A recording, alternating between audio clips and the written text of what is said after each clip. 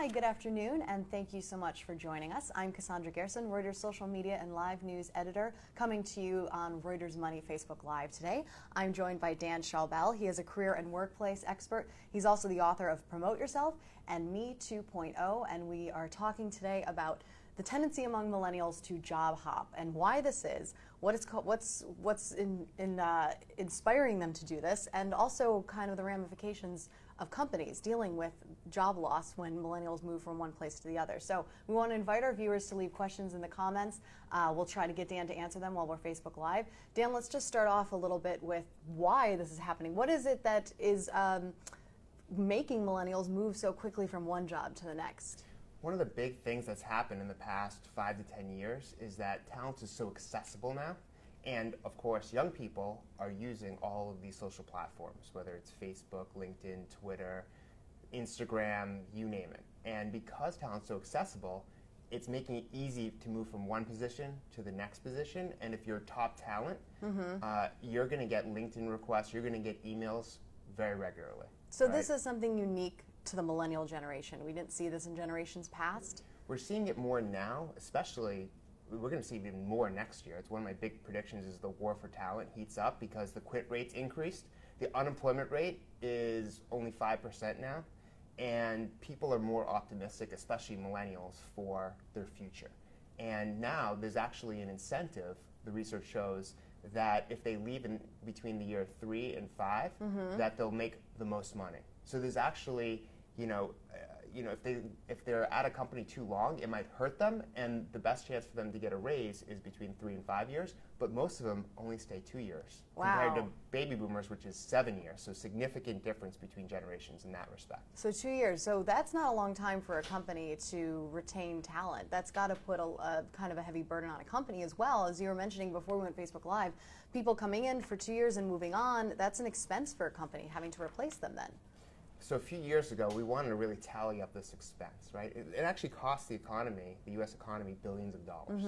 But for an individual company, it costs $20,000 to replace each millennial, and there's a lot that factors into that. So one of the things that factors into it is a productivity loss. So if you lose a millennial, it takes time to replace it, and external hires could take months. I have friends who they'll interview for a company, and it'll take 8 months with several interviews, and they won't even hear back. So I mean, it's these interview processes, if you look at the research, are much more extensive than they were 10, 20 years ago because companies are much slower to hire and even quicker to fire now. And so that's part of the testament after the recession and how companies have reacted to that. And so there's other costs like the advertising costs, right? To advertise on a job board, advertising on LinkedIn is very expensive, for instance. Monster, Career Builder, traditional, untraditional methods of advertising, Craigslist or whatnot, and those all add up.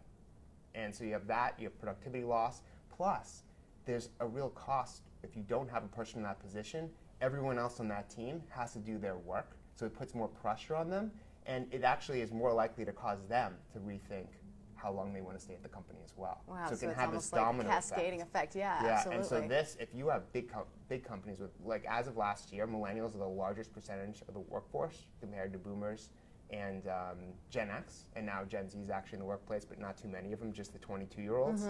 And so if you have a company with 10,000, 20,000, some companies have hundreds of thousands, the big consulting firms, 100, 200, 300,000 employees, 80% of whom are millennials.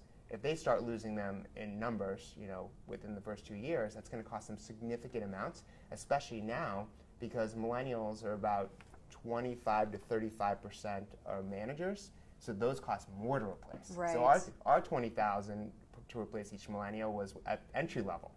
That number is going to increase and maybe even double when you get to manager, director, executive. Wow, so some serious effects here. I want to reintroduce Dan Schawbel. He's an expert, an author, and he's joining us to talk about millennials jumping from job to job. I want to read something to you, Dan. A 2016 Gallup poll on the millennial generation revealed that 21% of millennials say they've switched jobs in the past year.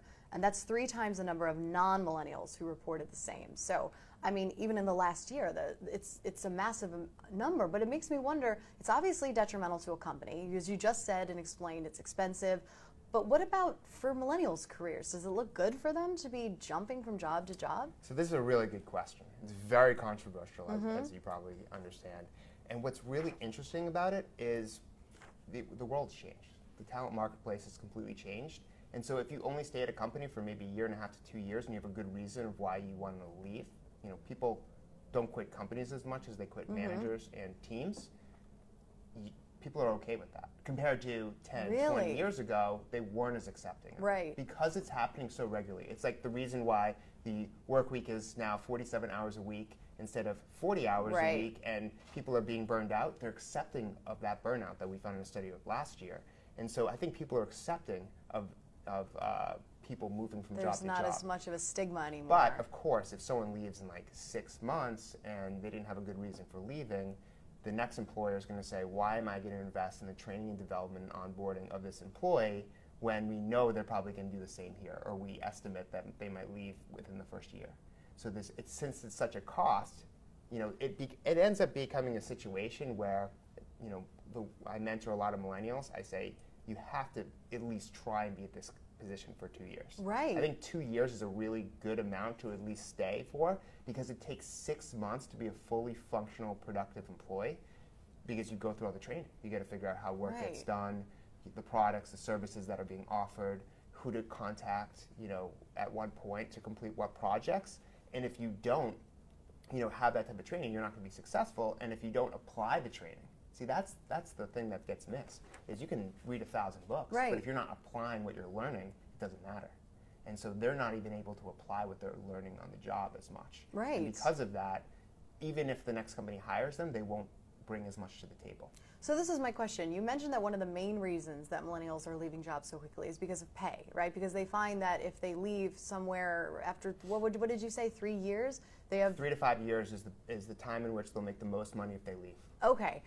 But does this have kind of a reverse effect? Companies then saying, oh, well, we know this person, a millennial, someone in this generation is likely only going to stick around for a couple of years. We're not going to offer as high a salary as we normally would. Are you seeing that kind of thing? I mean, are millennials in turn perhaps making less because they have this reputation of job hopping so frequently? Well, it's not because of the job hopping per se. It's that if you compare data from the generation now versus the other generation at the same time period, factoring in inflation, they're making less money than previous generations. So they've really had it hard. Plus, there's $1.4 trillion now of student loan debt. That's why this generation is the least likely to start a business, consider themselves an entrepreneur, and the most risk averse, despite anything you might see in the media. So we've done tons of work on that because it disproves that kind of myth on ethos. And so, I think for young people, it's about really assessing, what do you want? Right. I think a lot of people will jump and jump and jump and never really ask themselves what they actually want in an employer and a job. And what everyone's looking for, whether you're 16 years old and not even in the workforce, maybe you have an internship or you're working, as like a bartender, versus, if you're 65, compensation is the most important for retention, for recruiting. And if you don't pay people fairly, you have no shot. So that, you have to get past that conversation, is fair pay. Once you get past that, what we found, we just did a global study of 4,000 millennials and Gen Zs, so 22 to 34-year-olds. And what we found is that flexibility is the most important employee benefit after compensation. It even ranks higher now than healthcare coverage. Flexibility. What exactly does that mean? So it is a very big and broad word, but health and wellness in the workplace, the ability to telecommute, flexible hours. It really incorporates the ability to manage your personal and professional life from the individual standpoint. And if companies are embracing that culture, then they're going to lose out. So that's the main, compensation is the main reason that we see millennials and probably a lot of workers, whether they're in the millennial generation or not, move from job to job. But so this flexibility is almost equal. Is that unique to millennials? Are they putting more of an emphasis on flexibility than generations we've seen in the past? 100%. Really? I think it is just this big movement. It's becoming so important in companies. And the millennials I mentor, they're willing to actually take a pay cut to not have to go into the office 5 days a week. So it's big, and it's going to become bigger because, we talk about the baby boom. The next baby boom's coming, and it's Generation Alpha, so millennials' children. And since they've had a delayed adulthood, and this is covered all the time, Thomson Reuters covers this all the time, is, they've had a delayed adulthood, they're getting houses later, buying cars later, they're starting families later, getting married later, and as a result, they've kind of put off all of these things, but it's going to happen. Right. They still want that American dream that eventually our parents had. Right. 100% they want that. And because of that, companies have to understand that since there's 80 million of them, even if half of them have one kid, that's significant, and we have to take work flexibility seriously as a recruiting and a retention strategy. And so it becomes, for a company standpoint, what's the full package? And knowing that the person won't work for you for life. There's less incentive to that. In fact, for my last book, I interviewed heads of HR, and one of the questions I asked is, would you rather hire someone who spent 15 years at a company or 15 years at 3 different companies? What do you think they were looking to hire? The first option? They wanted someone 3 different companies. Oh, okay, right. Why? Perspective. Right. They really want that, and they want the competitive intel. This is so interesting. I want to invite our readers one more time to leave questions in the comments. We have an interesting comment here for you, Dan. Stacy Isoline, she says, so far she's been switching jobs every 2 years. Sounds familiar? It sounds like the average to me. But do millennials eventually, does it all even out? Eventually they find that job that they want to stick with after a few years of hopping around, and then we see them sort of settled in for the long haul? Or how long does this go on? At what point do they stop job hopping? It's too early to tell, but the incentives are in place for them to job hop, right? And I think from a corporate standpoint, we can talk about flexibility, healthcare coverage, fair pay, but it's also having a fluid organization, being able to move within the company, internal hiring. Right. And from a corporate standpoint, it costs 1.7 times as much to hire externally than internally. So there's actually a financial reason to do it more internal hiring. But companies and managers, most managers, if you said, hey, I'm interested in working, if you're in marketing, you're interested in working PR, I'm going to say, hey, I'm going to probably have to replace you because you're looking to move out of my group. That's going to cause me pain. I'm going to have to replace you.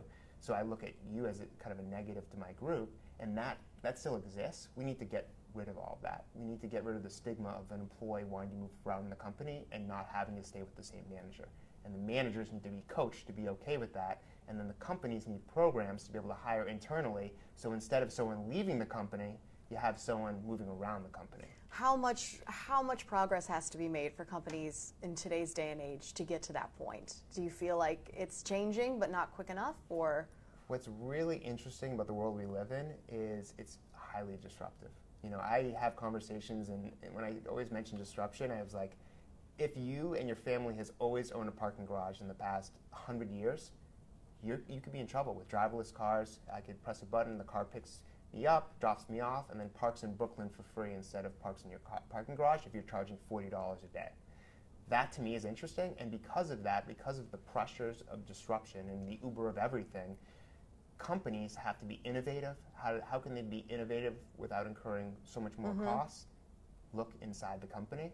So I think that you're starting to see more entrepreneurs in the company because millennials are cost at least $40,000 to start a company, and they're in so much pain from student loans, and a lot of them are living with their parents. They can be entrepreneurs in the company because they're very creative. They have new outlook on business, and so companies need to support them in doing that, and not because a lot of companies they also look at people who are more entrepreneurial, and they say, disruption, we don't want disruption, we want you to fit in to our corporate culture. And it's actually the people who stand out in the corporate culture, the ones who make the biggest impact. So these stigmas between management and between, from the executive level, in terms of innovation and harnessing creativity, internal hiring, they need to change. Otherwise, the company will suffer. So what is your advice to millennials who are moving from job to job, and they're now faced with interviewing for a new position, and they've got this long laundry list of past jobs on their resume? Is there a graceful way to approach that, explain that to a potential employer? Or do they just be honest and say, I'm aggressively trying to pursue the next best opportunity every year or every 2 years? I think what it comes down to is storytelling. So why did you make these moves? What was the intent? What did you gain from those positions? And then what employers really want to see, whether you've worked 15 years at a company in 3 different positions, or you've worked at 10 different companies over the past 20 years. What they really want to see is progression. Right. How have you progressed? How did you be the best person you were at that role? What did you take with you? What did you learn and carry to the next role? So I think that's what they should emphasize. I think it's about storytelling. Right. That's what they should emphasize is progression. I chose this because of this. which helped prepare me for this next opportunity.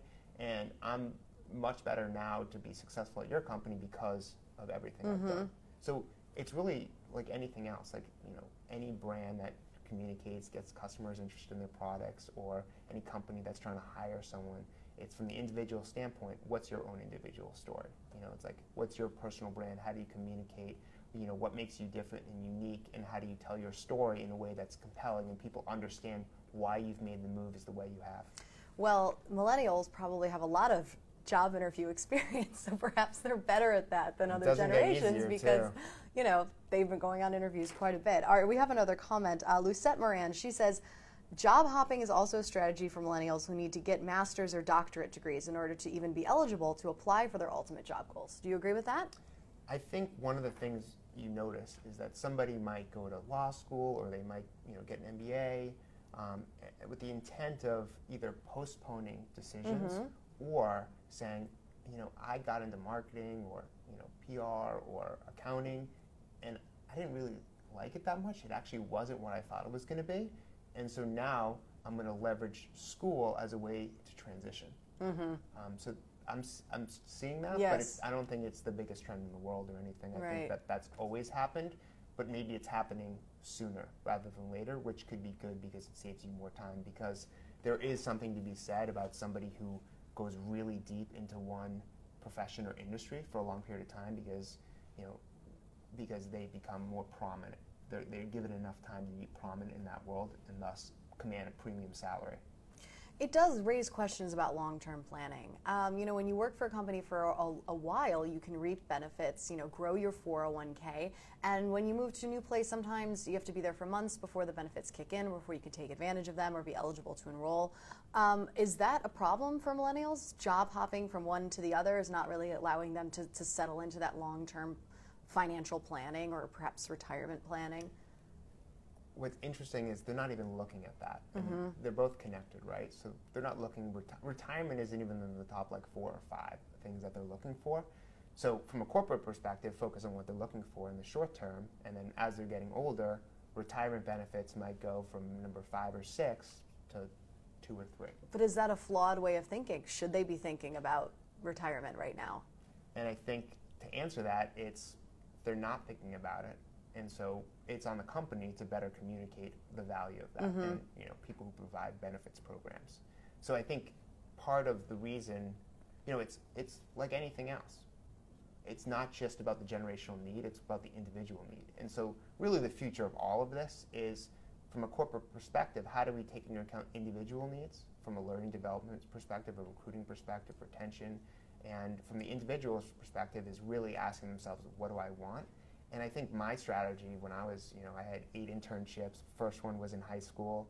You know, my first business in college was, you know, let me figure out what I want to do as quick as possible so I can make better decisions when I graduate. I mean, and even though it's very hard to predict, you know, that I'd get here today, the more you do earlier in your career, the more it's going to help you out later. So experiment as much as possible. That's always been, you know, my best advice to anyone is do as much as you can so you figure it out, because as you get older, the mistakes, there's more on the line. You know, your responsibilities grow, you have family, you have other people, you have other responsibilities that surface. Right. So figure this out as soon as possible. And that's one of the reasons why last year we did a study on boomerang employees.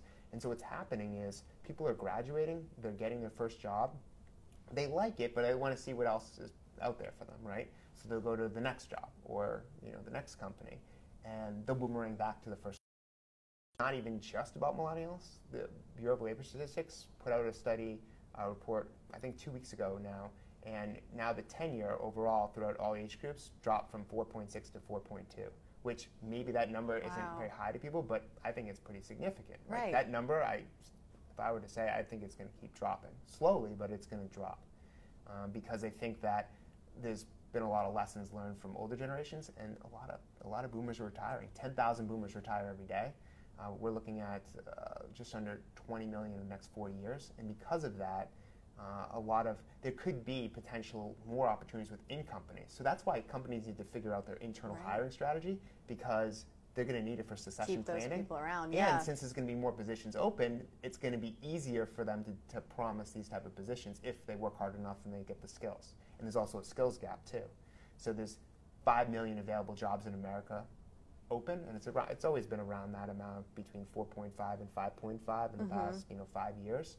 And so companies need to figure out what skills they're looking for. They need to communicate that better to colleges.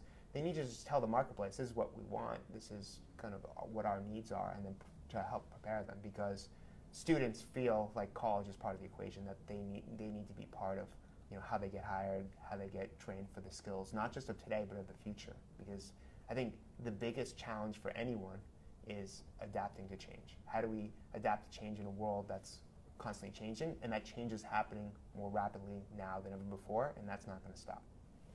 So in conclusion, it sounds like you're a proponent of job hopping. There's pros and there's cons, but overall, do you recommend millennials to keep every 2 years finding that next position? I think what it comes down to is based on the individual situation. So you could be in a position where you're at a company for 8 months and it's awful, right? But never quit the job unless you have something else lined up. Because that's the only way to retain leverage and power in the recruiting process. The second, and we did a whole study on this last year, called the active versus passive job seeker. Passive job seeker is when you already have a job and you're looking or open to opportunities. Active is you're at their mercy. You're like hoping that you get hired. You never want to hope you get hired. Right. You always want to be somebody who is desirable. So never quit your job. Always look for something new and be open, interviewing. You get the skills back. You don't want to not go on an interview for 5 years, because then you're rusty again.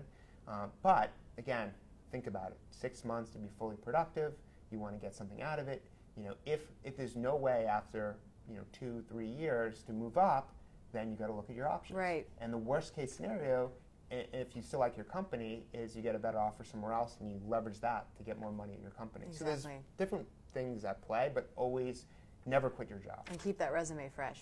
Correct. Yeah, definitely. Moral of the story, hey, we've all had jobs in the past. We just want to walk in and quit one day, but probably not the best way to find your next job. All right, thank you. Vent somewhere else. Yes, indeed. Thank you so much. I want to thank Dan Schawbel for joining us on this segment. Again, you can read his book, Promote Yourself, and also his other book, Me 2.0. He is a career and workplace expert and author. Thanks so much for joining us. I really appreciate it. Thank you to our viewers who sent comments as well. I'm Cassandra Gerson for Reuters Money, and we will see you next time.